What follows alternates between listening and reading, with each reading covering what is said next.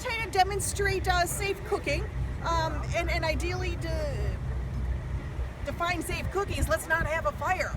So we're going to demonstrate what happens if you have a fire, how to effectively put it out, and then what not to do in the case of part of our demonstration.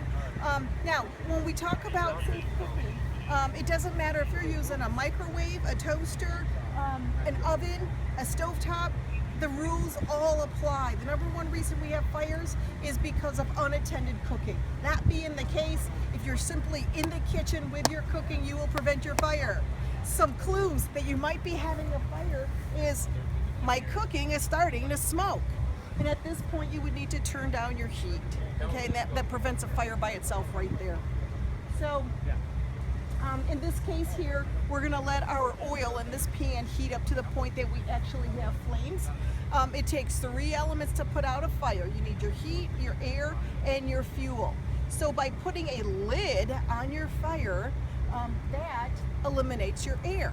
But if you take it off prematurely, and we'll demonstrate that, you're allowing air back into it. The oil's still hot, and that's your fuel, so your fire is going to reignite.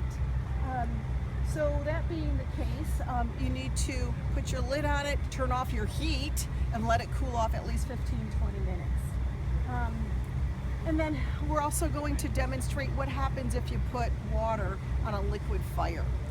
So what happens with the water is that it'll expand 1,700 times, and then all the water, the heat, the steam, the flames are going to shoot up, and you'll see it's going to go beyond this kitchen.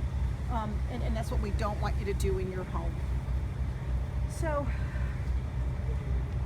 there's different pamphlets here. If you guys want to grab one that explains all the information I just talked about. So here's our first flame in the pan. We're going to let it grow just a little bit, and then we'll put it. It is a grease fire. So here's the reason why grease and water don't work. This is water on the bottom. It's got green food coloring in it. It's got oil in it. The water sinks to the bottom. Your oil keeps burning. So we've got a fire here. We're going to put a lid on it now. And that'll effectively put the fire out, except that if you take it off too soon, it just reignites. Now, if you're in your kitchen, you don't have appropriate fitting lids for your pan, use a cookie sheet or something bigger than your pan. Now, if you take it off early, again, it's going to reignite. So now we're going to put a cup of water on our fire, and that's what we end up with. Okay? So in your own kitchens at home, we would have a kitchen fire at this point. So, moral of our visit here today is you need to be with your cooking. Whether it's Easy Mac, in your microwave.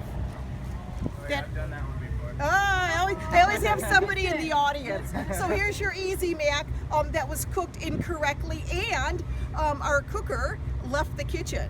By the time they realized what was going on, they had to call 911, fire department had to come out, all because of unattended cooking. Okay? So we are going to do fire extinguisher demonstrations next. You'll do the demo. I'll show you what to do, and you guys get to use them. So come on over there. You'll get to use an extinguisher.